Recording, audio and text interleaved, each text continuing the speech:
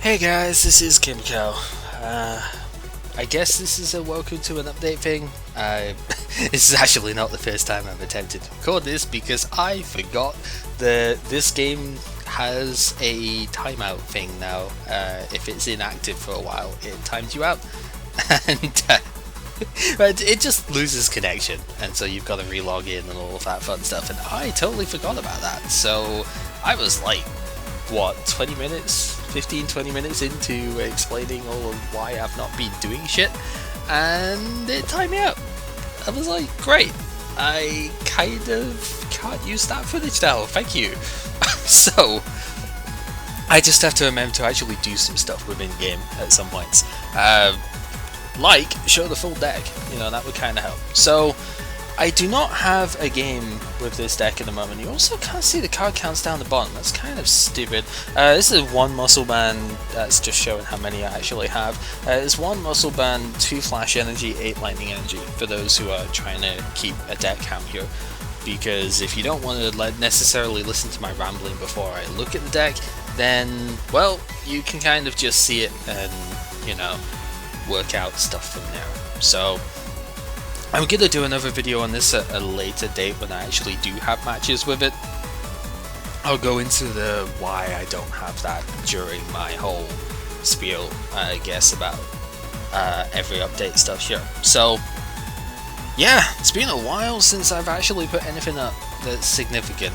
You've seen a couple of Distorted Travesty boss video stuffs recently, which is kind of neat. I probably should have done more of them, but I did the Hexor one because that was kind of very much a plot-centric boss, and it was taking me ages. I really probably wasn't doing it in the most efficient way. Golden Arrow, piercing arrows basically would have been a bit more effective, I think, but I still did it, which was the main thing. And the puzzle boss, the Shadow Era thing, I actually forgot that I had a death in that recording, so I really should have edited that down. Oops. But I didn't, because I'm dumb. And yeah, it's a cool boss, it's very, very damaging. Just like the one I'm trying to do at the moment, except it's very, very, very long as well. Like fucking 4 phases, and just what the hell. It's ridiculous. That game is stupid hard, by the way. Just putting that out there, it gets really, really hard. I'm nearing the end of it, which is good, but it's about 60 plus hours. I think I'm over 60 hours on my playfile now, which for an action platformer type thing is absurd. I don't think I've ever played a game that long. It's in terms of 2D action platformy stuff, it's ridiculous, and there's no way I'm doing an LP of that. Nah, no chance. So, why else have I not really been putting stuff up? Well, it's kind of a mentality thing as much as anything. So, when I stopped putting stuff up, it was like the start of January or whatever, and the main reason for that was the fact that my brother was coming up for a week and a half. I think he came up on like the second Sunday of the month, and then he was up for 10 days. I did record a Toho Puppet Dance performance video in the meantime of that, but I decided not to put it up yet because I wasn't really too convinced on the commentary. I'll have to watch it through again and see. I didn't really want to put the time into the editing of it at that point because I was half doing other things and mostly just really not feeling, I guess, entertaining enough with it, for lack of a better word. Yeah, I really didn't feel, and I'm still not entirely sure that I feel I'm, I guess, ready for stuff that way. Because, well, I think it's been made very, very clear in pretty much the entire time that I've been doing YouTube stuff in the last year or so that I've had to be here, that I really do not want to be doing YouTube primarily, if at all, outside of like stream highlight stuff. I really much prefer streaming, and that's not to say that YouTube is a bad format, but it's not really me,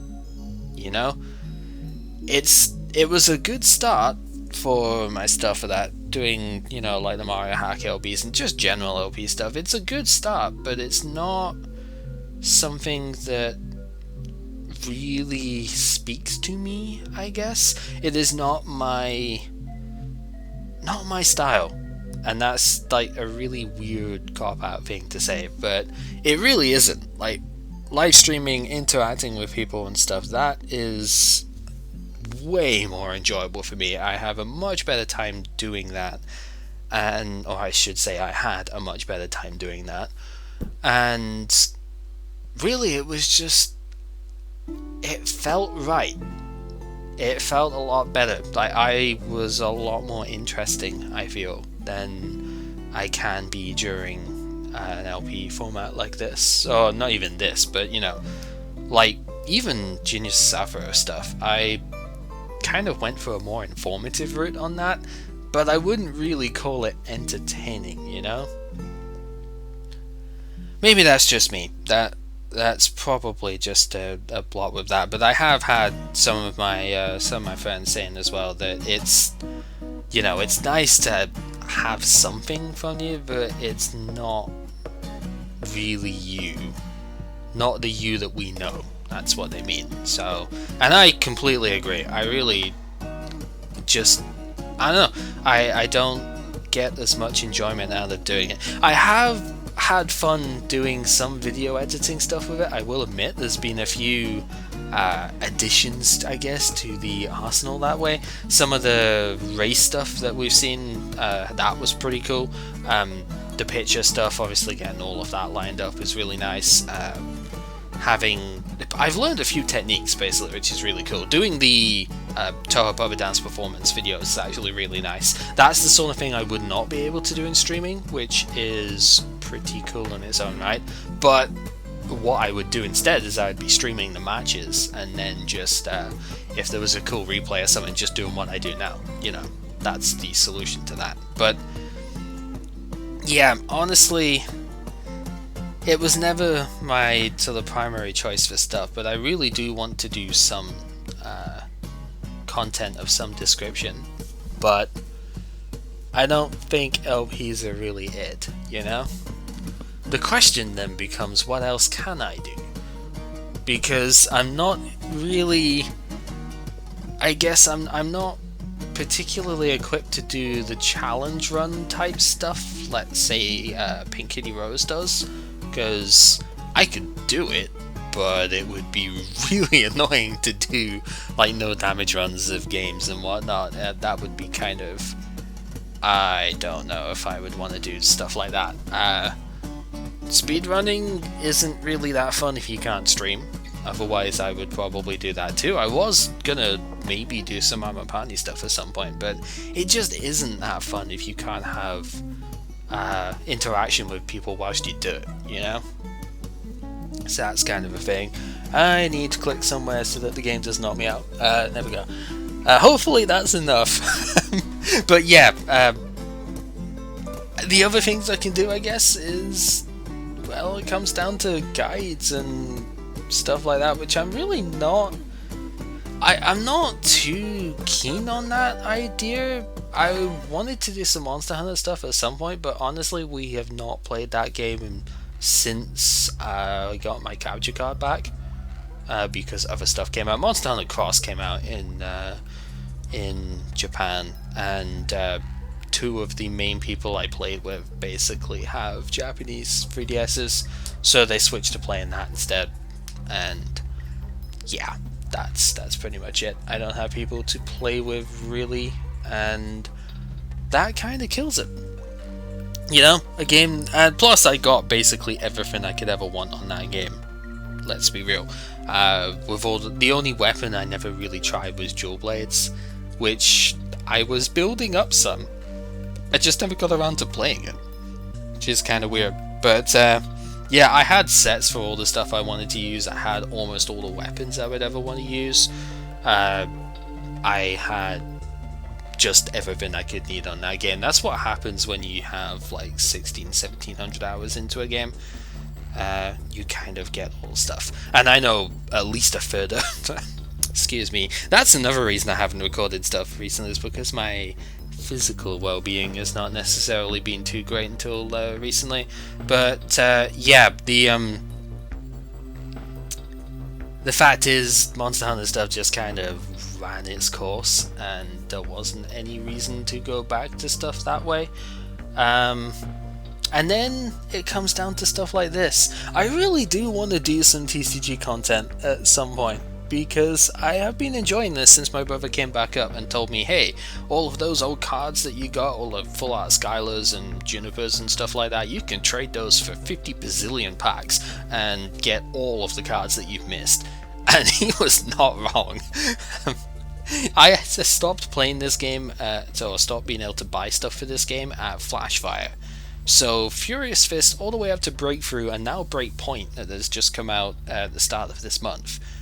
I had to collect all the cards from them that I would need / want for decks, and that's a lot of cards, let me tell you. But with the card stuffs that I had saved up, I was able to trade for pretty much everything, which is ridiculous to think about, considering that is what, I want to say 5 sets. Breakpoint is XY8, I think. So yeah, that's now like 6 sets, right? 3 through 8. I'm not that dumb, right?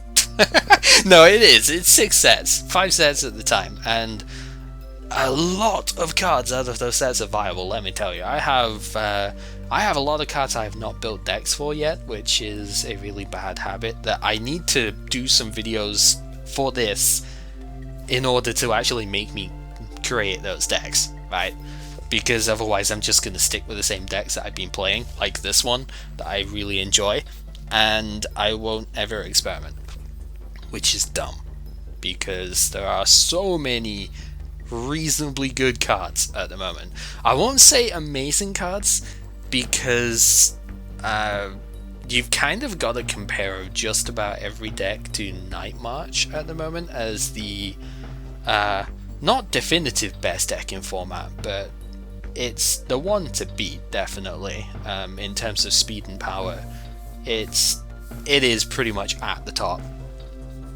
And yeah, I think there's a lot of cards that fall a bit short of that, but are a lot of fun as well. Raikou here is one of them. This card is really cool. I have been massively enjoying playing this, and I've done some ridiculous stunts with it too that should never actually happen, but they do, and it's awesome. So yeah, if I don't make video stuffs going, hey, let's build, I don't know, a Noivern deck or something, or maybe Tyranitar or Mega Scizor, because I have the stuff for them, and I just don't have decks built because, well, slightly being lazy, mostly because I really like the decks that I have, you know? But if I was to make video stuffs on them, then I would definitely be expanding my horizons a lot more, and I would improve as a player. But it's something I mentioned on Twitter a while back, that and by a while back I mean maybe a day and a half ago by the time this goes up, that I've kind of been paralyzed off of doing stuff like this. It would be the same as if I tried to do VGC stuff as well. Sorry, this cough is annoying me at this point, but it's not generally that bad anymore, but it's been a hindrance, let's put it that way, when I've tried to do video stuff. Yeah, it would be really nice to do stuff this way, but I kind of feel like I'd be inadequate as a host for it, which is really stupid to say because I've done this stuff before and it was totally fine, but I always get the feeling when it comes to doing stuff like Pokemon or any sort of competitive level gaming stuff, that if people are going to look up stuff regarding, that sort of level of play, they are going to want to see the best.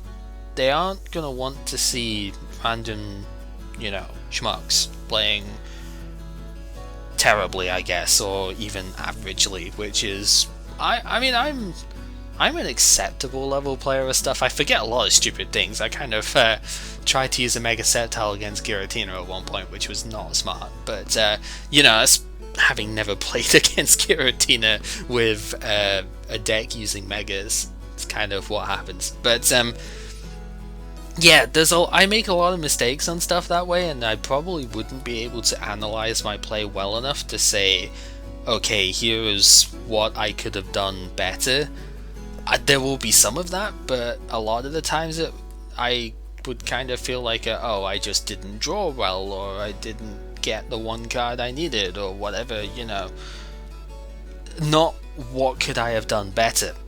And in a game that has battle compressors and all of, you know, acrobats and all of, there's a ton of stuff that you can use to get through your deck a lot quicker and, you know, make higher level plays that, I don't know, I kind of feel like I would maybe not do as well anymore. But at the same time, that kind of makes it, you know, sort of feel like, well, what's the point of doing it? Because the level of play I would want to achieve is not going to come through in the video stuff, or the level of play that I would expect people to be looking for is not going to be here. So, you know, I would just get shit for it, or it would not have any sort of value to it. Which, let's be honest, if you're trying to do a video of you know, a competitive game and you kind of just get told this has no value whatsoever, then that's going to be kind of demoralizing, right? That's not exactly going to make you want to do more of the stuff. But it's also a complete farce, because it's not true. Like, and I know it's not true, but it still paralyzes me anyway, which is dumb, but that's, I guess, a mental block that I kind of have right now. So, I know it's not true, because even if you look at beginner level play, there is always some merit to that. There is always some merit to analyzing and going through matches of pretty much any level, because even if you've seen the stuff before, you can potentially still learn stuff. There have been a lot of times when, even in Gen 4 and stuff, right, when I was at my quote-unquote best in terms of Pokemon stuff, right, Gen 4 OU, there were a lot of times that I saw games from people who would normally consider themselves far less skilled than me, or, you know, ones that would play me and not win very often. And I would see games between them, and I would learn stuff. Not necessarily just learning stuff about their teams, more just learning stuff about the game in general that I would never have actually expected. There is always value in analyzing games from people, and that's something I just need to get into my head, I guess, and just start doing these, you know? You guys can obviously end up providing the feedback and stuff that would help improve my decks, improve the things that way, and we could even just revisit the stuff with improvements and see, you know, how stuff works differently. Valuable discussion can happen from this stuff. I know, right, discussion from YouTube comments, but let's be honest, not enough people are gonna see these things to make the comments a shitfest like pretty much every large channel would have, right? I've seen the comments on stuff like Aaron Zhang's videos, and most of the time those comments are really freaking great, you know? There's some actual discussion to have from stuff that way, and that's actually incredible coming from YouTube comments. But the community is definitely available for stuff that way. And well, maybe it's time I actually, you know, got over my mental blocks and just recorded some matches, and then we could see how it goes. Problem is, you know, you can say that as much as you want, but that doesn't mean you're gonna necessarily be able to do it. And that's, well, That's something I have to learn myself. So, what else has been going on?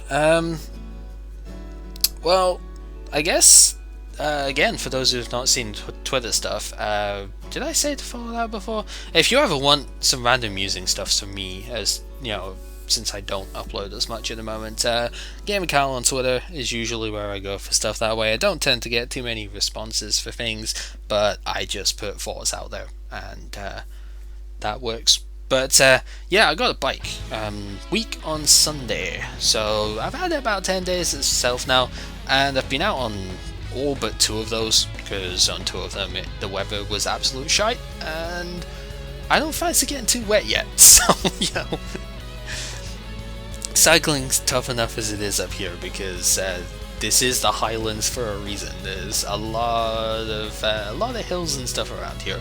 So yeah, and of course we're near the sea, so yeah, we've kind of been pelted by like gale force winds once or twice in the last couple of weeks. It's pretty tough to bike in.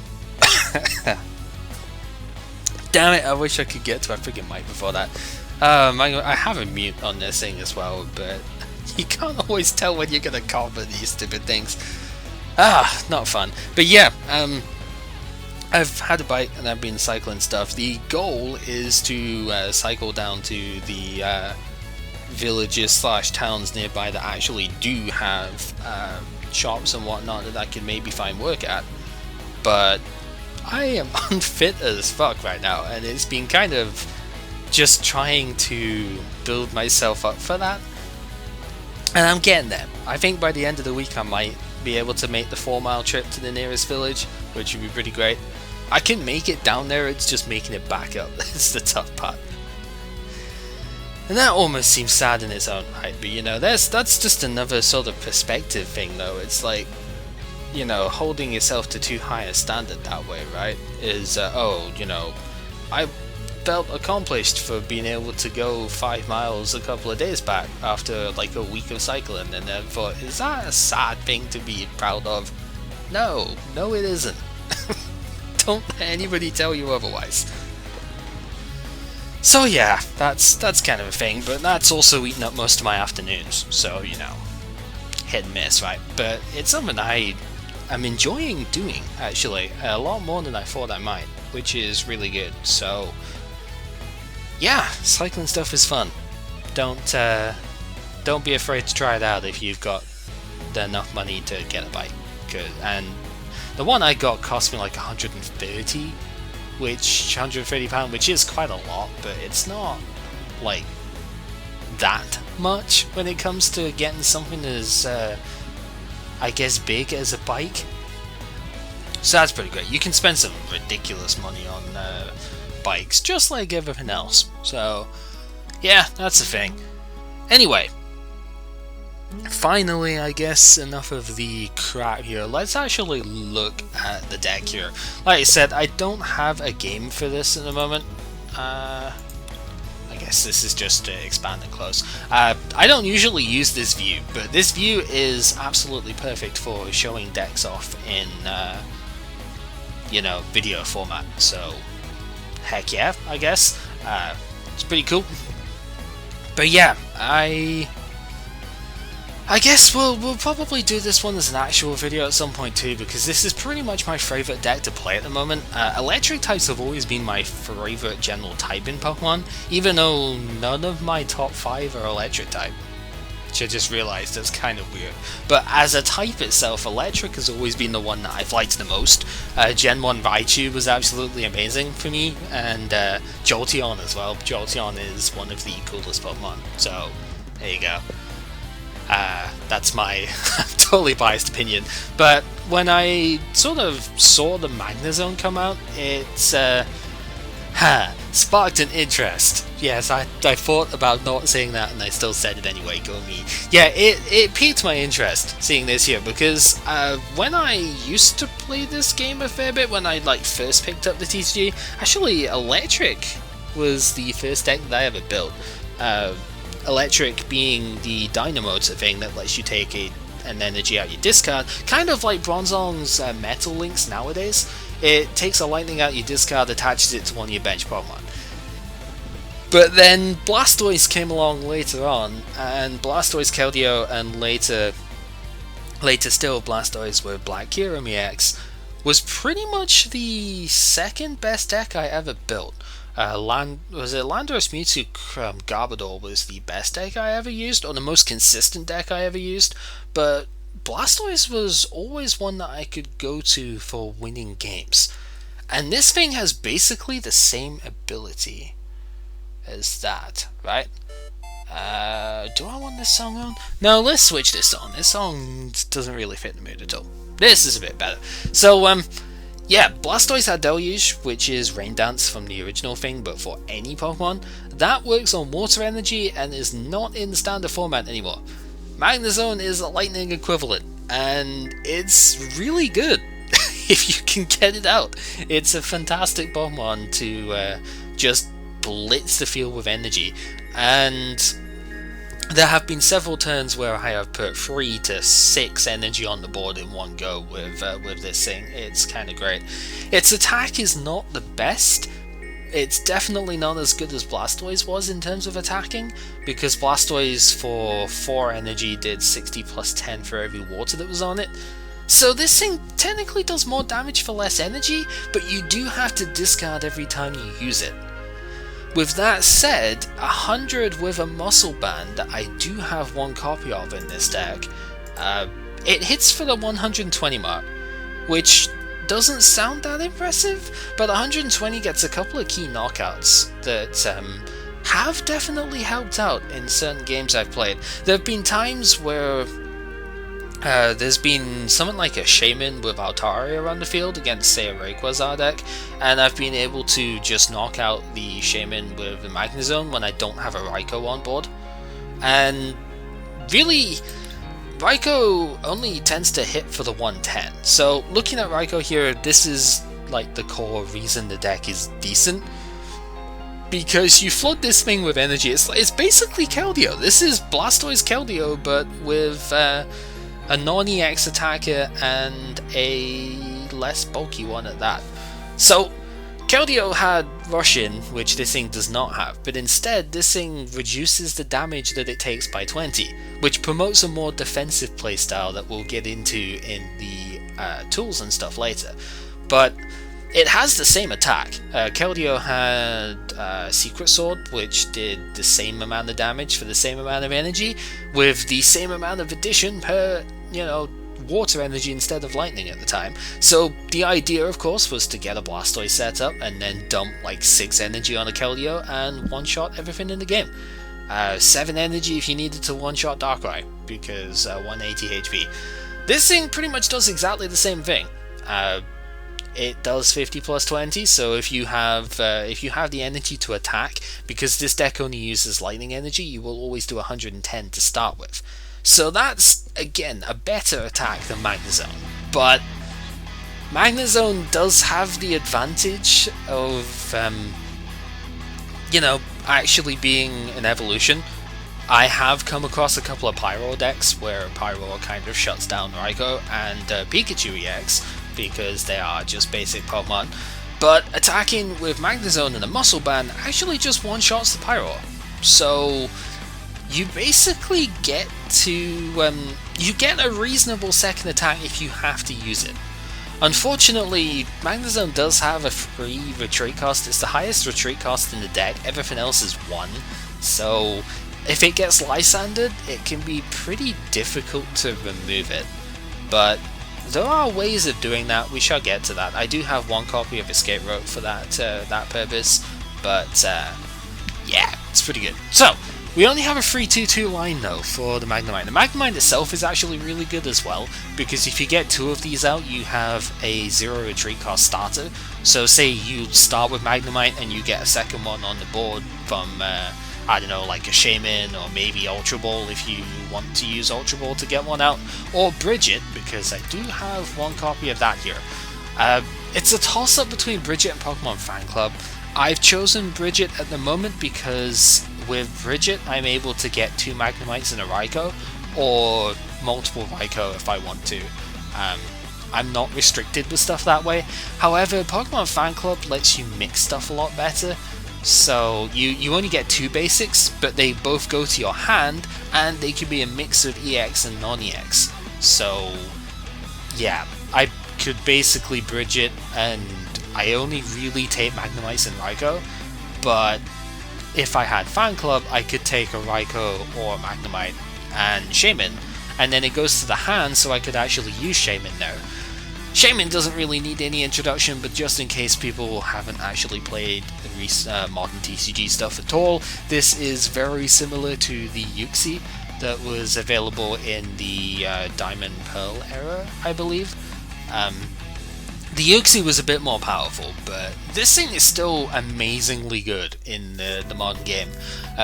Obviously, as you can read, when you play it down, you draw until you've got 6 in your hand.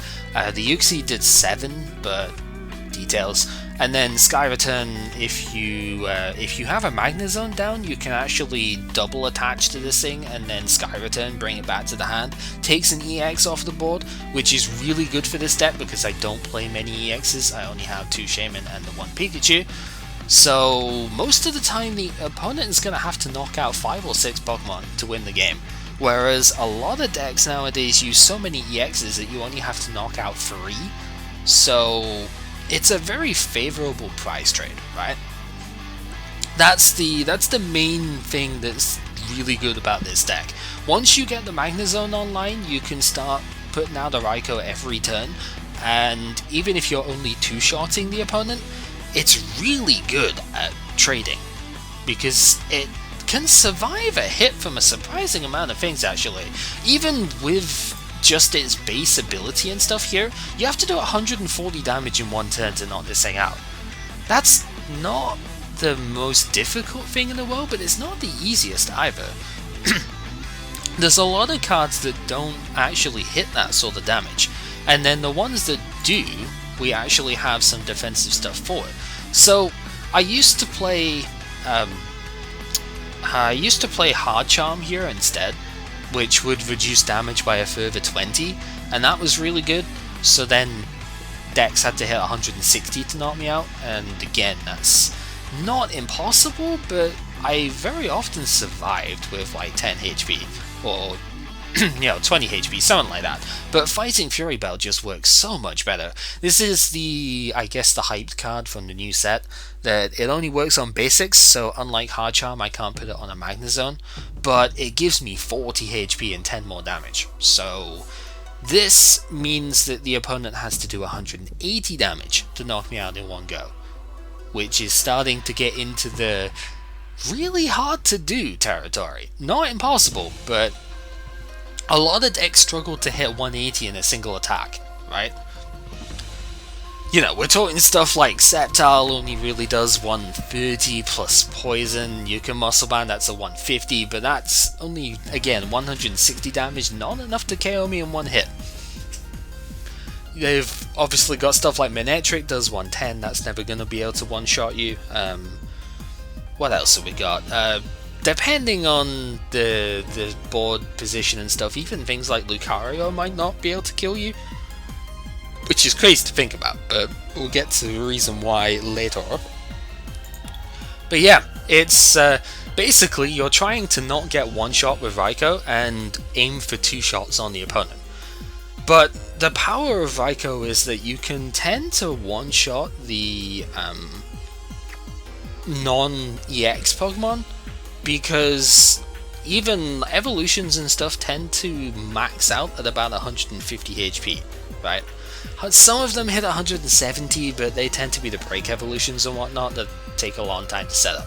But 150 HP is 5 energy on a Raikou. I have 10 energy total in the deck, so it is quite an investment, but I do run ways of getting energy back, so it's not necessarily the most difficult of things to do.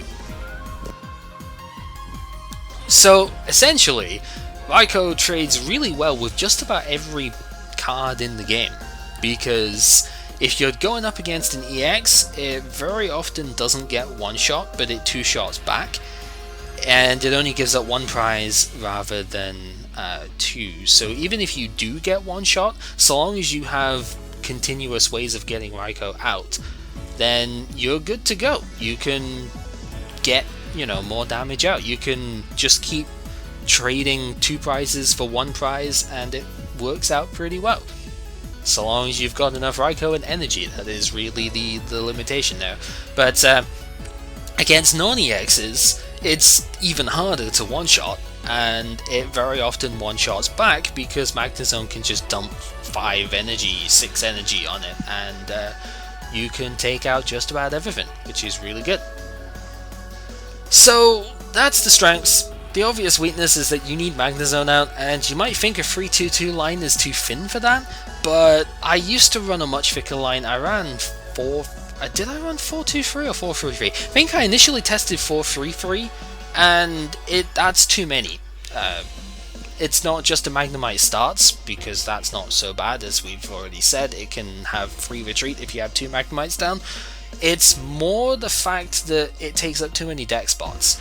3-2-2 with 2 rare candy is pretty reasonable. The rare candy I find is not often necessary, but it's very nice to be able to go Magnemite next turn, rare candy, Magnezone, so that you can just get your attackers up much quicker, because otherwise you can kind of struggle against a really fast decks. Stuff like Night March is very difficult to fight with this deck because they tend to set up in 1 turn, whereas you need about 3 before you can get going with this.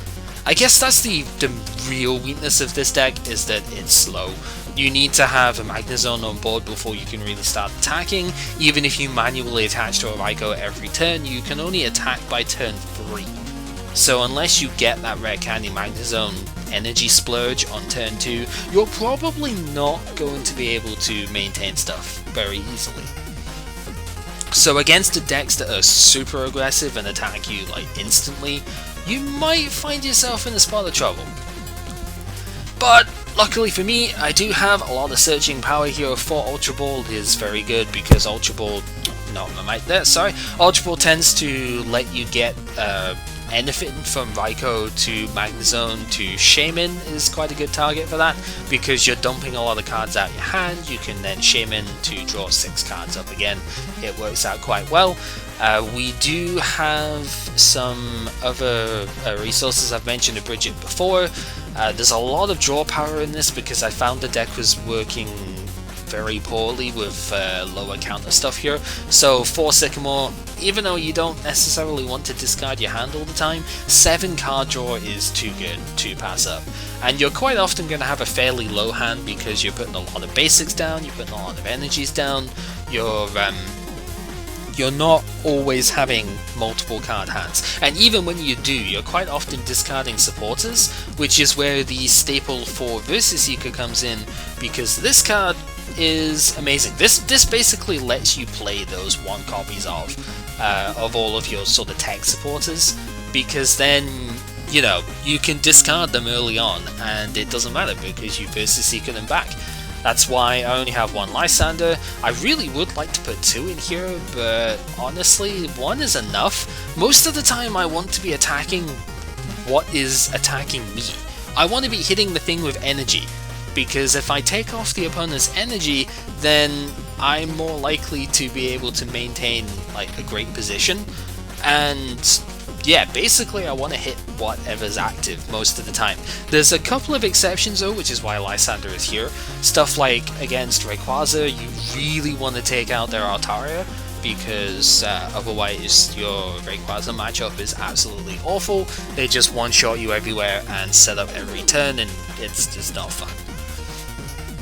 Other good tech cards that way is AZ is really good. This has saved me in a lot of games, and I do tend to play 1 copy of AZ in pretty much every deck, because what this lets you do is it lets you pick up Shaman, and you can choose to put it down again if you need more draw, or you can keep it off the board entirely, which is super good for this deck because I don't play very many EXs, so I'm forcing the opponent to take more prizes, more knockouts, than just knocking out a Shaman all the time.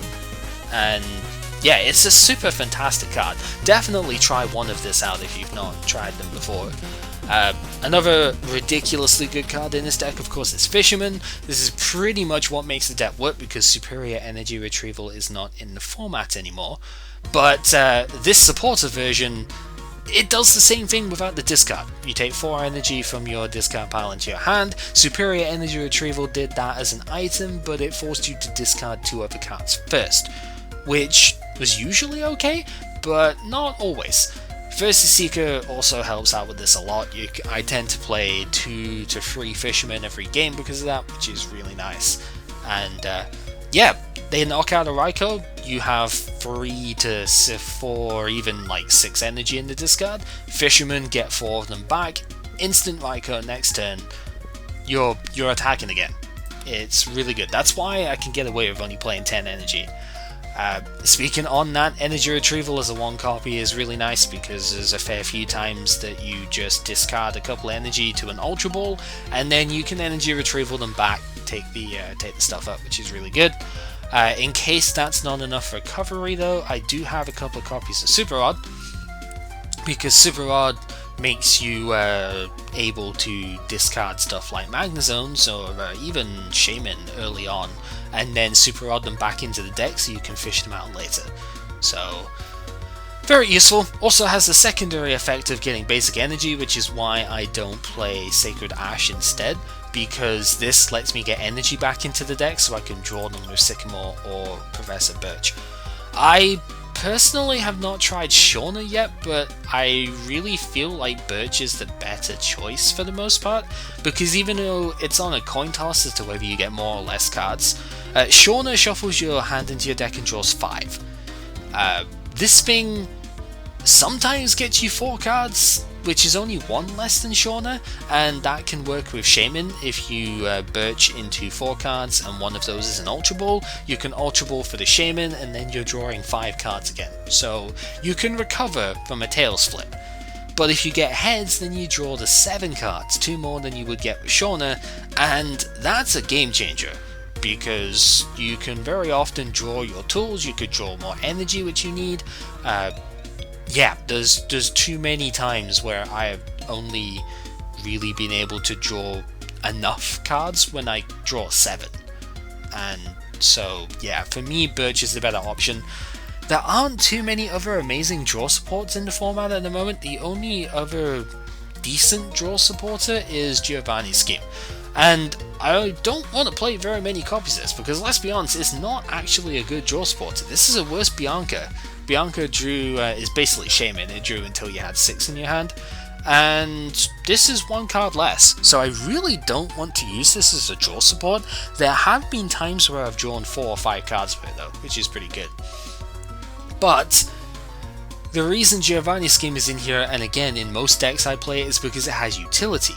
Because this thing can also work as a muscle band for 1 turn, or double plus power if you are an old school player. So you can add 20 damage, which is very often enough to get knockouts you otherwise wouldn't be able to get because you're 1 energy short. So say Raikou with a Fighting Fury belt and 5 energy is up against 180 HP EX like Lucario, and you have Giovanni's Scheme, you can kind of just play that down and hit the 180 without needing to draw another energy. Which is great, because let's face it, getting 6 out of 10 energy on 1 Raikou is not easy. I guess I should have mentioned Pikachu before going into the item stuff here, because I'm not exactly the greatest at my organization here. Pikachu is your ace in the hole here. Raikou tends to struggle to get 1-hit kills, as we mentioned before. Its goal is usually to 2-shot the opponent without being 2-shot back. Pikachu is a 1-hit KO king. You need Fisherman pretty much every turn you want to play this card, and it's highly incompatible with Flash Energy because you don't want to be discarding that.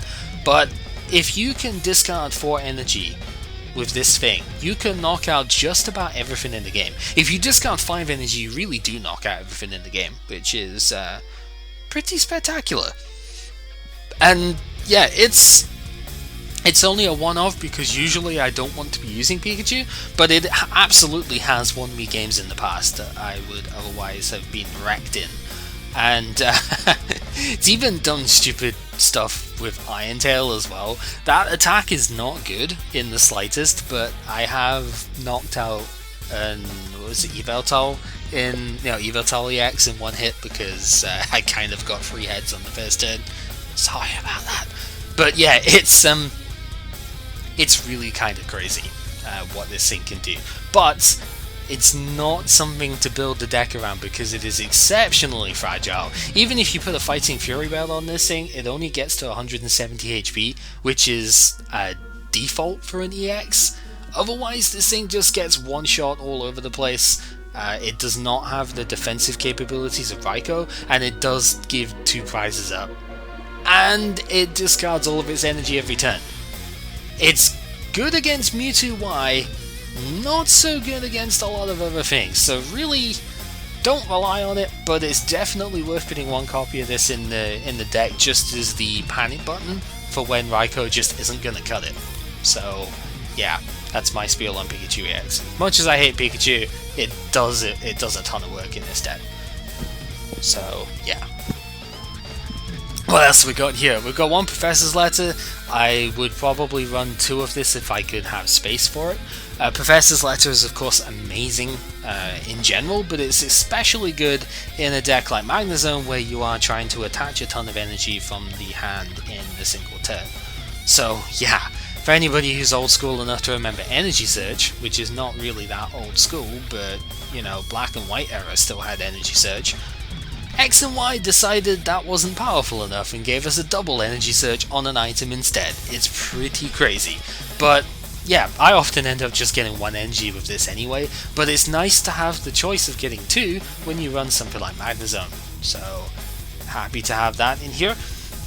2 Red Candy were mentioned before, 2 Trainer's Mail. Most decks will run 3 or 4 of this card, and I would love to do the same, but I don't really have space. Trainer's Mail is ridiculously good though, because it just is. Unfortunately, it often finds itself within the 4 cards as the only trainer, so you can't end up taking one, but it can get supporters, it can get other items, which very often turns into Ultra Ball for Shaman, so you can draw a lot of stuff, or supporters, I've drawn Sycamore and all that, which is really good, or it can get tools, which is nice too. Because in addition to the 1 Muscle Belt, 2 Fighting Fury Belt we have here, I do have Assault Vest as well. So basically every deck in the format runs at least 1 special energy. There are very, very few decks, maybe Manectric Regice might be just about the only one, but I think even that deck is going to start running Flash Energy now because of Garchomp. So pretty much every deck in the format runs some sort of special energy.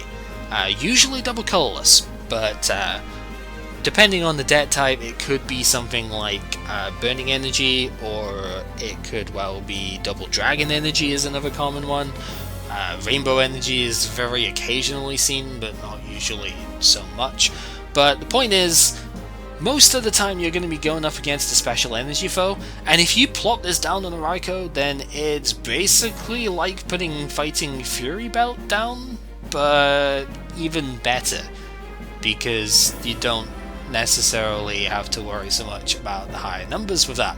It works incredibly well with the Stadium. Again, I wish I could have 3 of this, but I just don't have the deck space. Rough Seas is really good for this sort of deck, because Raikou's trying to tank hits, right? So if you are up against a special energy user and you have Assault Vest down, you could very often cut your damage down by 60 per turn, and then Rough Seas heals 30 HP whilst you still do a lot of damage back. It's incredibly powerful and has won me several games by itself. Only having 2 copies of the Stadium means it doesn't often stick though, because most of the opponents I've fought have 3 Stadiums in their deck, and unfortunately I do quite often have to discard one of these to a Sycamore or an Ultra Ball, so it can be difficult to make it stick, but when you do make it stick, it's incredibly good for keeping the field in your favour. So do not discount the Rough Seas. It's very, very good in any water or lightning deck, basically. So there's that. And then the only other thing is the energy, which is 8 lightning, and I have a whole ton of these good theme decks, but yeah, 8 lightning and 2 flash energy. So flash energy is what gives you a fighting chance, pun intended, against fighting types. So you're not normally going to be able to win against decks like Lucario or Garchomp, but with Flash Energy, you take away your weakness. Remember, all lightning types basically are weak against fighting. So this is directly meant to try and counter that fighting type, which also happens to have strong energy to augment their damage, but that's a special energy, so Assault Vest kind of combos for that as well. Funnily enough, I have managed to turn Garchomp's Bite Off, I believe it is, the second attack, that does 80 plus 80 if it's an EX. Raikou's not an EX, so it only does 80 damage, but with this card I've managed to turn that into a 40 damage attack that I've basically been able to heal off with Rough Seas. It's pretty ridiculous, I will admit, but it's fun. It's really freaking funny to see Garchomp not being able to one-shot your stuff, and it really is what gives you a chance against certain decks like that. Obviously it is a special energy, so Enhanced Hammer is a thing that can go against it, but hey, it's the only chance you have sometimes, and it's a pretty cool chance to have. So I'd rather have a go at it than just be one-shot every turn with a deck as fast as Garchomp. Or just in general, you know, Lucario kind of hits insane numbers with just like 1 or 2 energy. And it's very difficult to one-shot. So Flash Energy, exceptionally important for stuff that way. And then we have just one Escape Rope as the last kind of tech card here. There are times where Magnezone just gets trapped and you really don't have a way of getting it out because you've already got all your energy on the board, or some energy are prized, or stuff like that. So Escape Rope is the one out to try and work with that. Switch is obviously a good option as well, but I've always liked Escape Rope because it just disrupts the opponent's plans, and that can be a pretty instrumental thing. There's a lot of decks that do not like having anything other than their active attack. So yeah, it's just a solid answer to the whole having to switch problem. I don't want to play too many of them though, because like I said, it's only for Magnezone. Every other card in this deck, even Magneton, only has 1 energy retreat costs. So usually I don't get stuck. It's only for Magnezone, so there is that. So there is pretty much everything. We'll come back to this again when I do actually have a match, because this will be one of the first decks that I would do a video for, because I really love this deck. I have actually won most of my games since I came into this list. Since I edited the deck to be this list, I won most of my stuff. I lost a ton of games when I was first building this deck because I had thicker Magnezone lines and stuff, and it was just cluttered up way too much. I was drawing dead pretty much every game, and it was not fun at all. But since changing it, it's a lot more streamlined, and that's really cool. So we shall revisit this deck with the game at some point soon, but until next time, this has been GamerCow. Hopefully you understand the situation a little bit better at this point, and until we have some more content, I shall talk to you guys later.